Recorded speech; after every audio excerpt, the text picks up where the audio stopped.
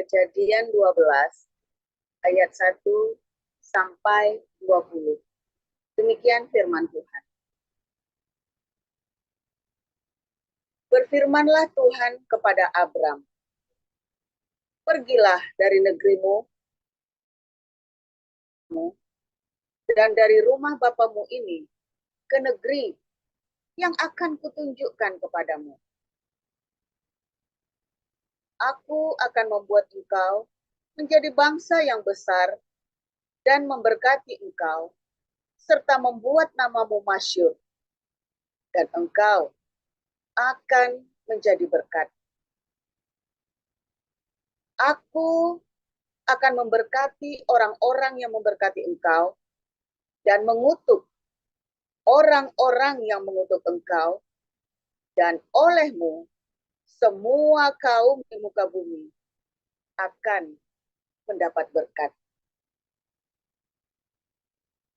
Lalu pergilah Abram seperti yang difirmankan Tuhan kepadanya. Dan Lot pun ikut bersama-sama dengan dia. Abram berumur 75 tahun ketika ia berangkat dari Haran. Abram membawa Sarai, istrinya, dan Lot, anak saudaranya, dan segala harta benda yang didapat mereka, dan orang-orang yang diperoleh mereka di Haran. Mereka berangkat ke tanah Kanaan, lalu sampai di situ. Abram berjalan melalui negeri itu sampai ke suatu tempat dekat Sikem, yakni pohon tarbantin di More. Waktu itu, orang Kanaan diam di negeri itu. Ketika itu Tuhan menampakkan diri kepada Abram dan berfirman, Aku akan memberikan negeri ini kepada keturunanmu. Maka didirikannya di situ mezbah bagi Tuhan yang telah menampakkan diri kepadanya. Kemudian ia pindah dari situ ke pegunungan di sebelah timur Betel. Ia memasang kemahnya dengan Betel di sebelah barat dan Ai di sebelah timur. Lalu ia mendirikan di situ mezbah bagi Tuhan dan memanggil nama Tuhan. Sesudah itu, Abram berangkat dan makin jauh ia berjalan ke tanah Negeb. Ketika kelaparan timbul di negeri itu, pergilah Abram ke Mesir untuk tinggal di situ sebagai orang asing, sebab hebat kelaparan di negeri itu. Pada waktu ia akan masuk ke Mesir, berkatalah ia kepada Sarai, istrinya, memang aku tahu bahwa engkau adalah seorang perempuan yang cantik parasnya. Apabila orang Mesir melihat engkau, mereka akan berkata, itu istrinya. Jadi, mereka akan membunuh aku dan membiarkan engkau hidup. Katakanlah bahwa engkau adikku, supaya aku diperlakukan mereka dengan baik karena engkau. Dan aku dibiarkan hidup oleh sebab engkau. Sesudah Abram masuk ke Mesir, orang Mesir itu melihat bahwa perempuan itu sangat cantik. Dan ketika punggawa-punggawa Fir'aun melihat Sarai, mereka memuji-mujinya di hadapan Fir'aun, sehingga perempuan itu dibawa ke istananya. Fir'aun menyambut Abram dengan baik-baik, karena ia mengingini perempuan itu. Dan Abram mendapat kambing domba, lembu sapi, keledai jantan, budak laki-laki dan perempuan, keledai betina, dan unta. Tetapi Tuhan menimpakan tulah yang hebat kepada Firaun. Demikian juga kepada seisi istananya, karena Sarai, istri Abram itu. Lalu Firaun memanggil Abram serta berkata, apakah yang kau perbuat ini terhadap aku? Mengapa tidak kau beritahukan bahwa ia istrimu? Kenapa engkau katakan dia adikku, sehingga aku mengambilnya menjadi istriku? Sekarang inilah istrimu. Ambillah dan pergilah. Lalu Firaun memerintahkan beberapa orang untuk mengantarkan Abram pergi bersama-sama dengan istri dan segala kepunyaannya. Yohanes 8. Lalu mereka pulang masing-masing ke rumahnya, tetapi Yesus pergi ke Bukit Zaitun. Pagi-pagi benar ia berada lagi di bait Allah, dan seluruh rakyat datang kepadanya. Ia duduk dan mengajar mereka. Maka ahli-ahli Taurat dan orang-orang Farisi membawa kepadanya seorang perempuan yang kedapatan berbuat zina. Mereka menempatkan perempuan itu di tengah-tengah, lalu berkata kepada Yesus, Rabi, perempuan ini tertangkap basah ketika ia sedang berbuat zina. Musa dalam hukum Taurat memerintahkan kita untuk melempari perempuan-perempuan yang demikian. Apakah pendapatmu tentang hal itu? Mereka mengatakan hal itu untuk mencobai dia, supaya mereka memperoleh sesuatu untuk menyalahkannya. Tetapi Yesus membungkuk lalu menulis dengan jarinya di tanah. Dan ketika mereka terus-menerus bertanya kepadanya, ia pun bangkit berdiri lalu berkata kepada mereka, barang siapa di antara kamu tidak berdosa, hendaklah ia yang pertama melemparkan batu kepada perempuan itu. Lalu ia membungkuk pula dan menulis di tanah. Tetapi setelah mereka mendengar perkataan itu, pergilah mereka seorang demi seorang, mulai dari yang tertua. Akhirnya tinggallah Yesus seorang diri dengan perempuan itu yang tetap di tempatnya. Lalu Yesus bangkit berdiri dan berkata kepadanya, hai perempuan, di manakah mereka? Tidak adakah seorang yang menghukum engkau? Jawabnya, tidak ada Tuhan. Lalu kata Yesus, aku pun tidak menghukum engkau. Pergilah dan jangan berbuat dosa lagi mulai dari sekarang. Maka Yesus berkata pula kepada orang banyak, katanya, akulah terang dunia. Barang siapa mengikut aku, ia tidak akan berjalan dalam kegelapan, melainkan ia akan mempunyai terang hidup. Kata orang-orang Farisi kepadanya, engkau bersaksi tentang dirimu, kesaksianmu tidak benar.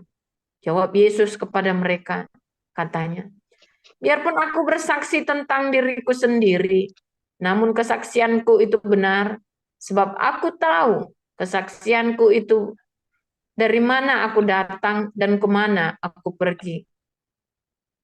Tetapi kamu tidak tahu dari mana aku datang dan kemana aku pergi. Kamu menghakimi menurut ukuran manusia. Aku tidak menghakimi seorang pun. Dan jikalau aku menghakimi, maka penghakimanku itu benar. Sebab aku tidak seorang diri, tetapi aku bersama dengan Dia yang mengutus aku. Dan dalam kitab Tauratmu ada tertulis bahwa kesaksian dua orang adalah sah. Akulah yang bersaksi tentang diriku sendiri dan juga Bapa yang mengutus aku bersaksi tentang aku. Maka kata mereka kepadanya, di manakah Bapamu? Jawab Yesus, baik aku maupun Bapakku tidak kamu kenal. Jikalau sekiranya kamu mengenal aku, kamu mengenal juga Bapakku. Kata-kata itu dikatakan Yesus dekat perbendaharaan, waktu ia mengajar di bait Allah, dan tidak seorang pun yang menangkap dia, karena saatnya belum tiba. Maka Yesus berkata pula kepada orang banyak, aku akan pergi dan kamu akan mencari aku, tetapi kamu akan mati dalam dosamu. Ke tempat aku pergi, tidak mungkin kamu datang. Maka kata orang-orang Yahudi itu, apakah ia mau bunuh diri? Dan karena itu dikatakannya, ke tempat aku pergi, tidak mungkin kamu datang. Lalu ia berkata kepada mereka, kamu berasal dari bawah, aku dari atas. Kamu dari dunia ini, aku bukan dari dunia ini. Karena itu tadi aku berkata kepadamu, bahwa kamu akan mati dalam dosamu. Sebab jikalau kamu tidak percaya bahwa akulah dia, kamu akan mati dalam dosamu. Maka kata mereka kepadanya, siapakah engkau? Jawab Yesus kepada mereka, apakah gunanya lagi aku berbicara dengan kamu? Banyak yang harus kukatakan dan kuhakimi tentang kamu. Akan tetapi dia yang mengutus aku adalah benar, dan apa yang kudengar daripadanya, itu yang kukatakan kepada dunia. Mereka tidak mengerti bahwa ia berbicara kepada mereka tentang Bapa.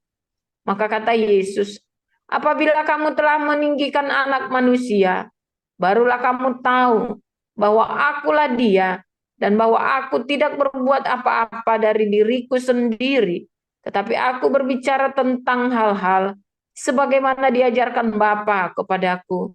Dan ia yang telah mengutus aku, ia menyertai aku. Ia tidak membiarkan aku sendiri, sebab aku senantiasa berbuat apa yang berkenan kepadanya. Setelah Yesus mengatakan semuanya itu, banyak orang percaya kepadanya. Maka katanya kepada orang-orang Yahudi yang percaya kepadanya, jikalau kamu tetap dalam firman-Ku, kamu benar-benar adalah murid-Ku, dan kamu akan mengetahui kebenaran, dan kebenaran itu akan memerdekakan kamu. Jawab mereka, kami adalah keturunan Abraham dan tidak pernah menjadi hamba siapapun. Bagaimana engkau dapat berkata, kamu akan merdeka? Kata Yesus kepada mereka, aku berkata kepadamu, sesungguhnya setiap orang yang berbuat dosa adalah hamba dosa. Dan hamba tidak tetap tinggal dalam rumah, tetapi anak tetap tinggal dalam rumah. Jadi apabila anak itu memerdekakan kamu, kamu pun benar-benar merdeka. Aku tahu bahwa kamu adalah keturunan Abraham, tapi kamu berusaha untuk membunuh aku, karena firman-Ku tidak beroleh di tempat di dalam kamu. Apa yang kulihat pada Bapa, itulah yang kukatakan. Dan demikian juga kamu berbuat tentang apa yang kamu dengar dari bapamu. Jawab mereka kepadanya, Bapa kami adalah Abraham.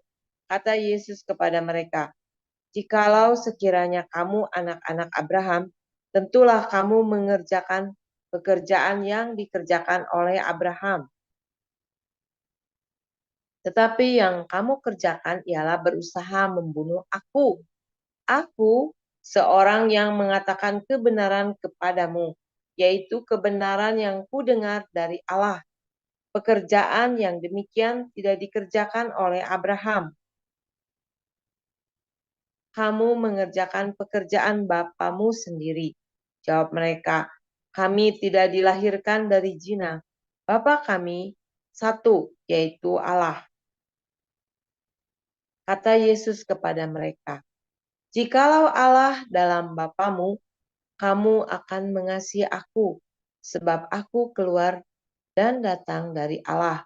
Dan aku datang bukan atas kehendakku sendiri, melainkan dialah yang mengutus aku. Sebab, apakah sebabnya kamu tidak mengerti bahasaku? Sebab kamu tidak dapat menangkap firman-Ku. Iblislah yang menjadi bapamu, dan kamu ingin melakukan keinginan-keinginan bapamu. Ia adalah pembunuh manusia sejak semula dan tidak hidup dalam kebenaran. Sebab di dalam Dia tidak ada kebenaran. Apabila Ia berkata dusta, Ia berkata atas kehendaknya sendiri. Tetapi karena Aku mengatakan kebenaran kepadamu, kamu tidak percaya kepadaku. Siapakah di antaramu yang membuktikan bahwa Aku berbuat dosa? Apabila Aku mengatakan kebenaran, mengapakah kamu tidak percaya kepadaku? Barang siapa berasal dari Allah, ia mendengarkan firman Allah. Itulah sebabnya kamu tidak mendengarkannya, karena kamu tidak berasal dari Allah. Orang-orang Yahudi menjawab Yesus, "Bukankah benar kalau kami katakan bahwa engkau orang Samaria dan kerasukan setan?" Jawab Yesus, "Aku tidak kerasukan setan, tetapi aku menghormati Bapakku, dan kamu tidak menghormati aku. Tetapi aku tidak mencari hormat bagiku. Ada satu yang mencarinya, dan Dia juga yang menghakimi. Aku berkata kepadamu, sesungguhnya barang siapa menuruti firman-Ku, ia tidak akan mengalami maut sampai selama-lamanya." Kata orang-orang Yahudi kepadanya, "Sekarang kami tahu bahwa engkau kerasukan setan, sebab Abraham telah mati dan demikian juga nabi-nabi. Namun engkau berkata, barang siapa menuruti firman-Ku, ia tidak akan mengalami maut sampai selama-lamanya. Adakah engkau lebih besar daripada bapa kita Abraham yang telah mati? Nabi-nabi pun telah mati. Dengan siapakah engkau samakan dirimu?" Jawab Yesus, "Jikalau aku memuliakan diriku sendiri, maka kemuliaanku itu sedikit pun tidak ada artinya. Bapa-Kulah yang memuliakan aku. Tentang siapa kamu berkata, Dia adalah Allah kami, padahal kamu tidak mengenal Dia. Tetapi aku mengenal Dia. Dan jika aku berkata, aku tidak mengenal Dia, maka aku adalah pendusta sama seperti kamu. Tetapi aku mengenal Dia dan aku menuruti firman-Nya. Abraham bapamu bersukacita bahwa ia akan melihat hariku, dan ia telah melihatnya dan bersukacita." Maka kata orang-orang Yahudi itu kepadanya, "Umurmu belum sampai 50 tahun, dan engkau telah melihat Abraham?" Kata Yesus kepada mereka, "Aku berkata kepadamu, sesungguhnya sebelum Abraham jadi, aku telah ada." Lalu mereka mengambil batu untuk melempari Dia, tetapi Yesus menghilang dan meninggalkan bait Allah. Haleluya, luar biasa firman Tuhan baru setiap hari. Kalau kita menanti-nantikan Tuhan dengan pengharapan yang sejati, saudaraku, setiap kali kita menanti-nantikan Tuhan, ya, godaannya itu selalu ada ya, saudara ya. Godaan itu ya dari daging kita sendiri. Waktu menanti-nantikan Tuhan itu, ya, kita mencari Tuhan, ya, cari Tuhan, menanti-nantikan Tuhan. Godanya daging kita sendiri karena pengen cepet-cepet, ya. Kita pengen cepet-cepet keluar dari masalah kita pengen cepet-cepet berhasil, kita pengen cepet-cepet sembuh, ya kan? Kita memaksa Tuhan, kita ngomel-ngomel, ya kan? Ya, mungkin Anda ada yang sabar, masih sabar. Saya dulu sudah melewati masa tidak sabar, marah-marah, ya. Marah sama Tuhan. Lewatin saya masa-masa itu, ya. Makanya saya bilang, aduh, kalau ada orang yang ngeluh ya, Karena saya sudah melewati masa mengeluh pada Tuhan, ngeluh yang nggak ada putusnya tuh ya, ngeluh yang bundel gitu ya. Padahal banyak orang lebih menderita dari saya. Hanya karena kita tidak sanggup menanggung dosa yang kita akibatkan sendiri, saudara. Kita ini nggak mau, bukannya nggak sanggup menanggung, nggak ada yang sanggup menanggung dosanya. Tapi kita tidak mau menerima konsekuensi, marah, kita gundel. Tuhan kok begini, Tuhan kok aku sakit, Tuhan kok aku miskin, Tuhan kok ngeluh, saudara. Sampai sudah capek dengar orang ngeluh ya, saya sudah nggak mau lagi dengar orang ngeluh, saudara. Saya cuma tanya, intinya kamu mau melakukan firman Tuhan enggak? Soalnya mendengarkan orang mengeluh itu nggak ada habisnya, ya. Dan saya tidak mau habis uang waktu untuk mendengarkan orang mengeluh, ya. Karena orang mengeluh itu nggak ada habisnya dan nggak ada alasannya, saudara. Bahkan sudah kita kasih contoh pun dia akan menolak. Karena dasarnya apa? Karena memang dia maunya mengeluh. Nah, kalau Anda hobi dengerin orang mengeluh ya terserah. Kalau saya nggak suka mendengarkan orang mengeluh. Kalau ada orang ya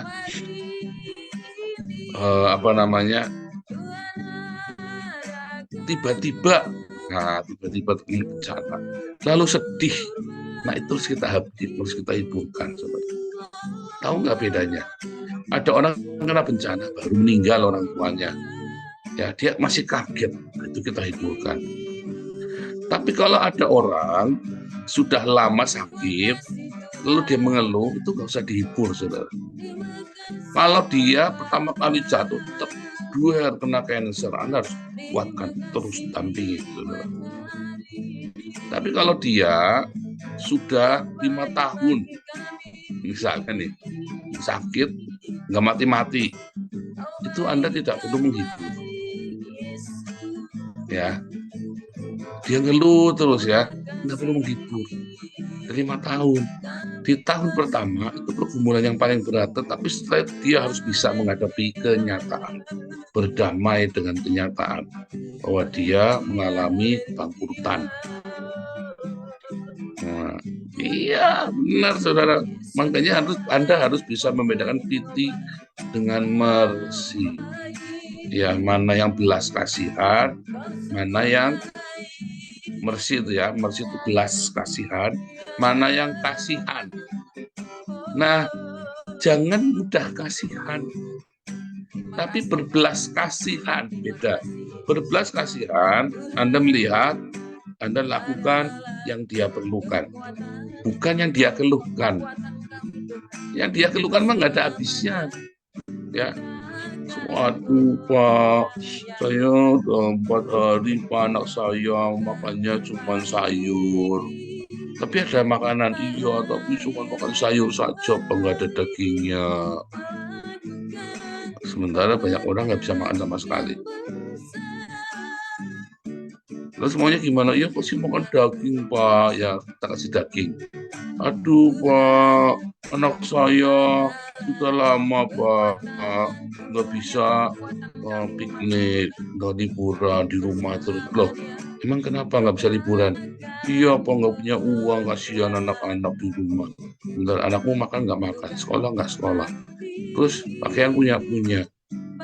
Terus kenapa? Ya, butuh liburan Pak. Liburan itu kenapa? Liburannya dengan liburan saja, suruh jalan-jalan naik sepedaan ke desa. Ya pengennya ke Dufan Pak, gundulmu Pak.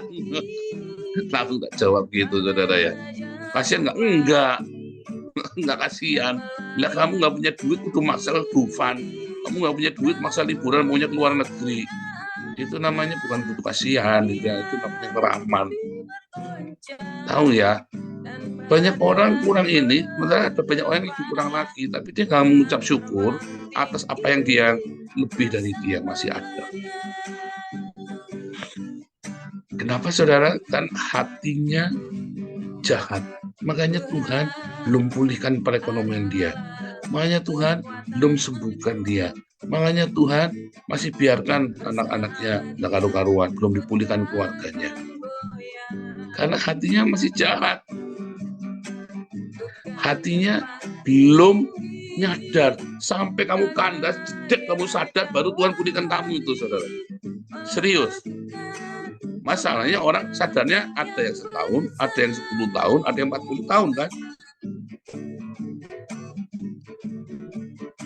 Makanya ada orang, ya, banyak sekali orang-orang yang merasa dia ini sudah melakukan hal yang benar. Tadi ya, aku ini keturunan Abraham.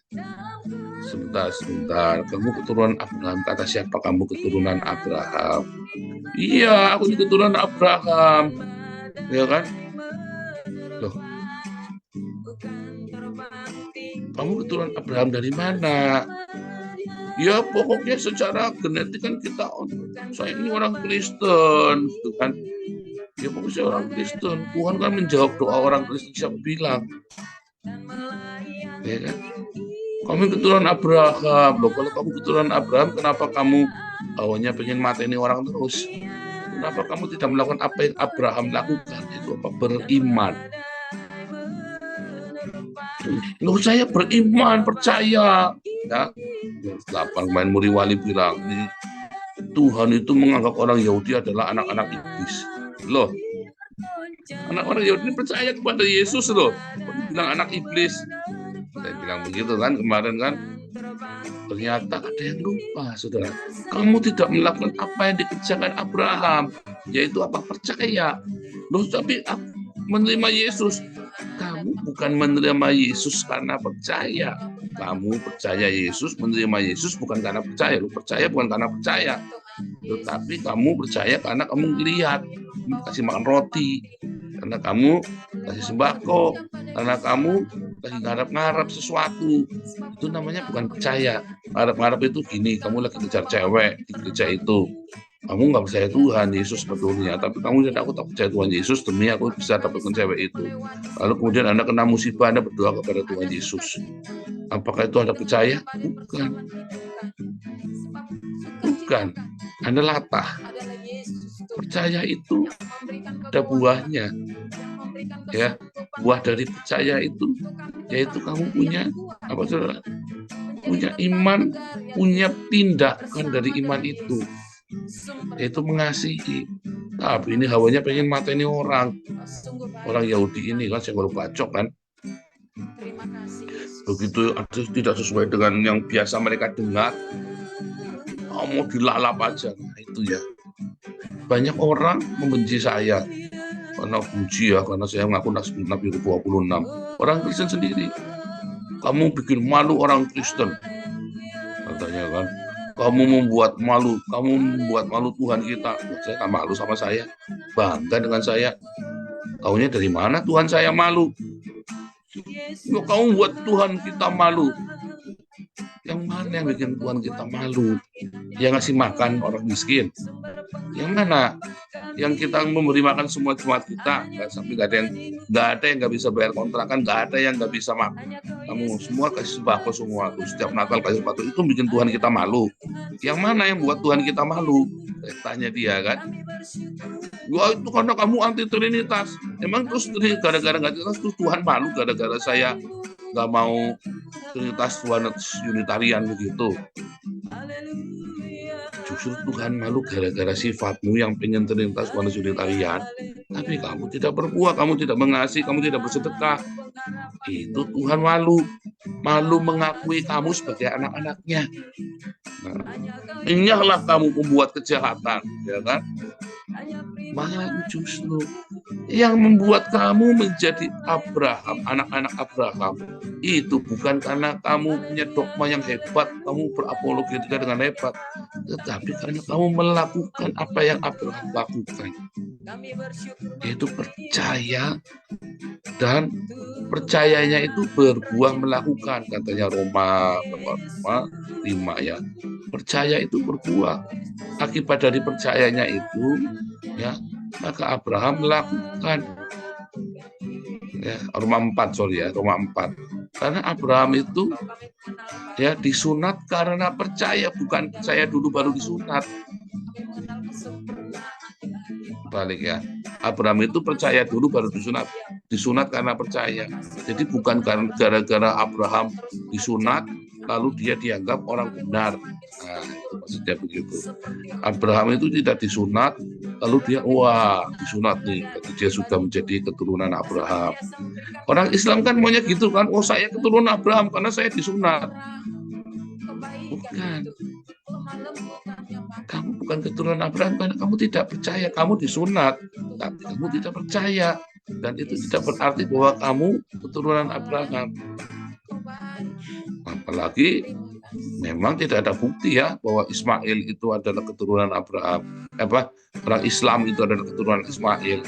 Ismail keturunan Abraham, tapi orang Islam bukan. Karena Ismail dengan keturunannya itu, ya, mereka sudah tidak menyembah Yehova Elohim, saudara ya. Sudah nggak menyembah Yehova Elohim. Sejak zamannya anak-anaknya Ismail, ya, zamannya Nebayot, ya, Kedar Nebayot itu mereka tidak menyembah Yehova Elohim, tidak menyembah Allahnya Abraham, mereka menyembah Allahnya Petra Nabatean, dan mereka sudah nggak disunat lagi, ya. Yang disunat kan hanya di rumahnya Abraham. Makanya Tuhan berkata, ya, kalau kamu anak Abraham, kamu pasti melakukan apa yang Abraham lakukan, yaitu percaya. Ya, bukan cuma percaya di mulut maksudnya, bukan cuma latah, tapi percaya di hatimu, ada pengharapan. Kalau kamu mengharapkan, maka kamu harus menjaga hidupmu dalam kesalehan aletheia, di dalam kasihnya Tuhan. Lalu, kami anak-anak Allah. Iya, kalau kamu anak-anak Allah, maka kamu akan hidup mengasihi. Tapi kamu hidupnya penuh dengan kebencian, kamu hidupnya penuh dengan dendam, maka kamu bukan anak Allah. Kenapa sih kamu dendam terus? Jangan-jangan kamu bukan anak Allah, kamu tidak mau berdamai. Ya, jangan-jangan kamu bukan anak Allah loh. Jangan ngaku-ngaku anak Allah kalau kamu masih dendam sama orang. Kalau kamu masih bawaannya tuh emosi, ya, meributin orang terus ya. Semua diributin, terjang semua. Saya itu cuma nerjang orang-orang kadrun. Sesama orang Kristen, saya hati-hati, saya lihat dulu. Kalau dia Kristennya kadrun, ya, baru kita terjang. Tapi kalau dia Kristennya Kristen benar, dia sesama anak Tuhan, dia bikin salah, orangnya boleh bikin salah. Jangan semua diterjang. Kamu yang suka nerjang-nerjang begitu, jangan-jangan kamu belum lahir baru. Semua diterjang, semua mau dicak ribut semua. Jangan, ya, jangan. Kita harus hati-hati, harus hati-hati. Jangan-jangan kamu belum lahir baru, jangan-jangan kamu bukan anak Abraham, kamu bukan anak Allah. Karena kamu bawaannya pengennya musuhan sama orang terus. Semua orang dimusuhi semua. Makanya Anda lihat ya, pengurus yang rajin doa pagi, ya teman-teman yang rajin doa pagi itu lebih cinta damai karena tiap hari dengar firman Tuhan. Tapi yang nggak rajin doa pagi, pengurus yang nggak rajin doa pagi, pasti bawaannya pengen gelut terus, saudara. Ya, karena Anda tidak mengerti apa yang saya katakan, ya kan? Anda tidak mengerti yang saya katakan, maksud dari setiap yang saya katakan tiap hari. Tiap hari itu yang doa pagi itu tiap malam kan juga dengarkan kalau saya lagi ngomong-ngomong semelohai kan. Tetapi kenapa nggak suka ribut ya? Karena mereka ikut doa pagi, mereka dengar, mereka ngerti. Sehingga mereka, wah, Paul juga tukang terjang orang, saya juga mau terjang. Kamu berarti nggak ikut doa pagi, kamu nggak ngerti yang saya maksudkan. Simple ya. Kalian belajar, saudara ya. Belajarlah melakukan apa yang Tuhan mau. Jangan latah, ikut-ikutan. Anda ngerti nggak sih yang sedang saya lakukan apa? Banyak yang nggak ngerti. Ya, karena kamu tidak rajin doa pagi. Di doa pagi ini semua aturan main kita ini tak jadi.